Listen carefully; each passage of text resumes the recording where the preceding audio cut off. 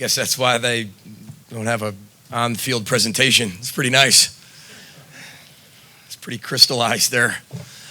First and foremost, you got to give a lot of credit to Auburn, one of the blue bloods of college football, and one of the most traditional football programs in all of college football. And Gus Malzahn is one of the best people and one of the best coaches in the country. I told him after the game it's an honor to coach against him.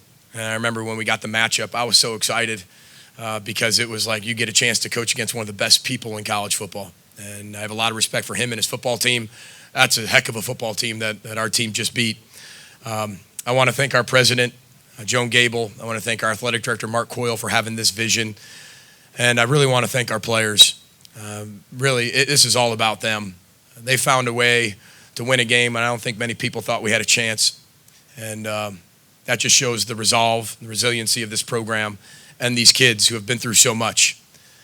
And whether you want to talk about Casey O'Brien's cancer battle for the 5th time, whether you want to talk about coaches moving on, we didn't play with 2 or 3 of our best players tonight. Talking about quality control coaches coming right into full position coaches for the last 2 weeks. It's been amazing to watch everybody just come together, but it just shows the power of culture. You know, there's 5 4-star kids on our football team. Everybody else is 3 and 2-star kids. Just have 5-star hearts and just love the game of football and play so hard. So we're very honored and just want to thank our fans. It was a tremendous turnout tonight. And it felt like a home game, and really appreciate everybody making the trip. It really means a lot to us. Just want to thank the state of Minnesota for supporting us all year, and then obviously our band, our student body.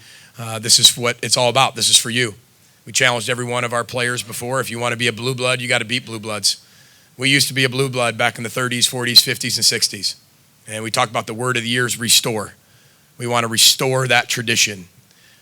We haven't won a championship yet in the Big Ten, but we stayed. We found a way to be resilient, and we found a way to be a champion at the end of the year. Co-Big Ten West champs, and then now Outback champs. And I think that's a credit to our players for all the things they've been through, and guys like Tyler Johnson who decided to stay for his senior year. Just means so much. So very honored, very proud of our staff, very proud of our players and our university, and I'll open up for questions.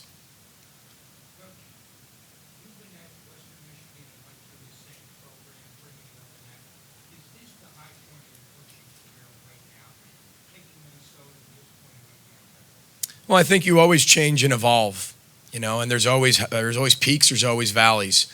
I was joking with our president, Joan Gable, and she's been here not even a year. I said, you've had a heck of a year one with your football program. I said, my year ones don't go like your year ones. But it's a pinnacle for the year. It shows what this program's capable of doing. But, you know, when you've had championships and championship run, they're all special for its own reason. This is my 7th year being a head coach, going on number 8. And I think it'd be a disservice to all the players who have played for me in the last 7 years to say this is the ultimate. But I would say this is the ultimate since we've been at the University of Minnesota, at Minnesota.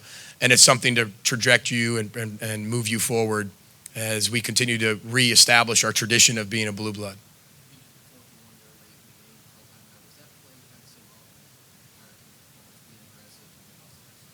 Yeah, I mean, I don't think it's any secret. I mean, it was 4th and an inch, and we quarterback snuck it and didn't get an inch. So, you know, I think it would have been, you know, you got to learn from your mistakes. You got to change your best, just like players. And I thought Matt Simon called a tremendous game. I thought he was poised all day, especially that call. And I didn't question him on it, but I did ask him one more time. This is what you want to run? He's like, absolutely, coach. And I was like, man, the first day coordinator, we're all over it. And but it was a great call. It was the necessary call, and it just, and again, that's what he's about. And I thought he took the whole week, captured it, ran with it. No, he called the game. No, I mean, I followed along with him, told him I called what I wanted to call when I interjected, and got to call some plays and made sure that, you know, it was based on what he wanted. But I checked with him as well. You know, I'm not going to micromanage my people at all. I'm going to hire really good people, and we're going to let them coach. And my job is to be able to be the cultural coach, be able to make them better coaches, be able to support them any way I possibly can, and make their dreams come true one day. Because they've all made my dream come true. I'm living my dream. I am living my dream every day. And there's a lot of people that are responsible for that. And so my way to pay it forward is to make sure all their dreams come true. And Matt Simon called his first game tonight, which I think was really big in the Big Ten against one of the best teams in the country. Did a great job.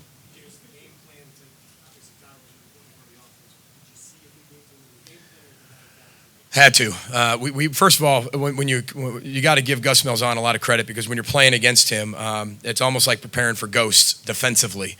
He changes almost everything, new tendencies, breaks tendencies, and has 3 weeks to prepare for you. I mean, last year they scored 58 points in the first half at their bowl game, and we knew that we were going to have to mix it up. And we knew we were going to have to expand the field from sideline to sideline. So I thought Matt did a great job of expanding things with the outside zone, the inside zone, the play action pass, the nakeds, the boots, moving the pocket, keeping Tanner comfortable. And we felt our only chance was to wear them out up front somehow, some way, just to give us a chance. But then when we did take our shots, we had to hit them. And I thought we were able to do that. Coach Malzahn kept harping about the fact that they only ran 53 plays. What was so successful for your defense? How did you guys just continue to limit them on series after series? Well, Chip will love this because I circled 2 stats. And Chip, the first one I circled down here is time of possession.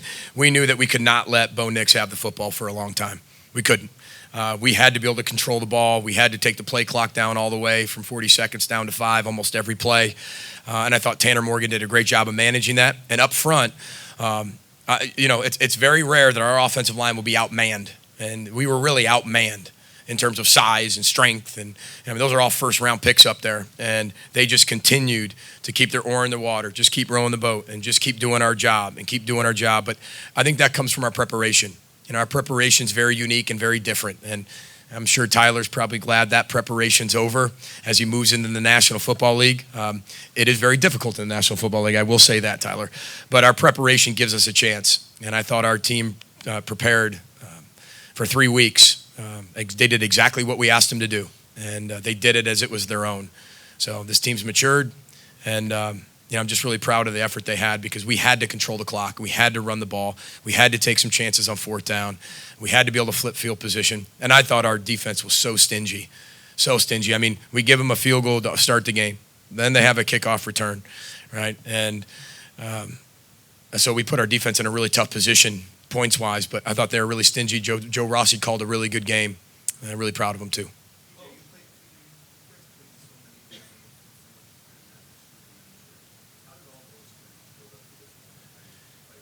We have a baseball bat. I don't know if you've seen it, but it's a baseball bat. And every game we put a donut on the bat, whether we win or lose. It's a blue donut if we win. It's an orange donut if we lose.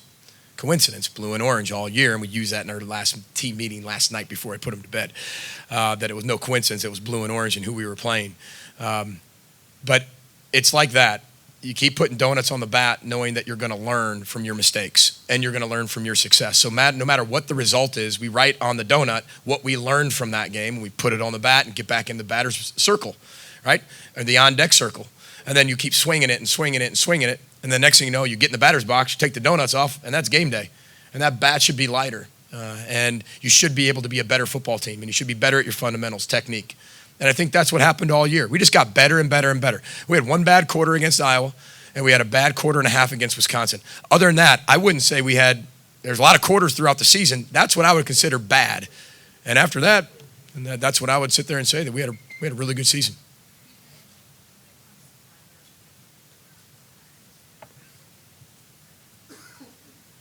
Well, first of all, he's going to leave here the greatest receiver in the history of the University of Minnesota. And that's no disrespect to Ron Johnson. I think Ron would back me up. I think Eric Decker would back me up. He joins that list, and I think he's proven, whether it's touchdowns or yards or catches, that he's the ultimate wide receiver here. And I think this shows when young people make really smart decisions, well thought out, educated decisions of when to come back. This is an example. That's one of the best teams in the country defensively, and he just had 204 yards with 2 touchdowns. All right, he just showed what he could do with 12 catches, 204, and 2 touchdowns against one of the best defenses in the country. So we were talking about getting him drafted and where he's going. He showed that, and we didn't have a chance to do that last year. Okay, so now we have a chance to show that, and he came back, had a phenomenal year, trained really hard, matured a lot, and all he did was help his draft status, help his team. North Minneapolis should be very proud of him, and we all are very proud of him and what he's brought to our university. and the type of person he is, the type of man he is, and the type of pro he was. And he's got his degree, and I'm very, very proud of him of what he's going to do in the future. And like I said, I think he's the greatest receiver ever to play here. Last question. Coached in the NFL with the Tampa Bay Buccaneers. What would you tell another NFL team with a shot to move to the next level? What would be some of the things you would tell besides? Well, he sure is consistent. And people say, hey, big-time players make big-time plays in big-time games, 12 catches, 204 yards, 2 touchdowns, and everybody's going to look at that game. Every NFL scout, every NFL wide receiver coach, every GM, every president, every owner is going to watch that game. That's the one they're going to watch. They're going to watch that one. They're going to show some others. They're going to show the big ones, the ranked teams. And look what he just did. I mean, he's going to be a great asset to any program. He works really hard. He's a team guy. He's a culture guy. And he's unique. And he's trained in a very unique program and culture. And the best advice I gave him is be you and be the culture. And you will stand out like a sore thumb in a positive way in the National Football League. And when you stand out in a positive way in the National Football League, people love that. And it's like the more you do, or the better person you are, and the more team and culture guy you are, the longer those people stay in the NFL. He's going to have a very long career in the NFL. I wish him all the best. He's standing right there. I thank him because he didn't have to do what he did. And when you have players that do that, and that's your second year coaching, and they've had 3 coaches and 3 different cultures, and he decides to stay and do that, and he sets the example for so many because it was his decision. Nobody forced him to stay. He'd made an educated decision, got all the paperwork, didn't let anybody get into his head and give him bad advice. He got the right advice from the people he loves, from the people he trusts, made a decisive decision, said, this is my decision. And this just shows when you get the right decision and he makes the right decision because the educated decision, positive things happen. Yep. Listen, I appreciate all of our fans. Thank you very much. Roll the boat, Sky Mile. Go Gophers.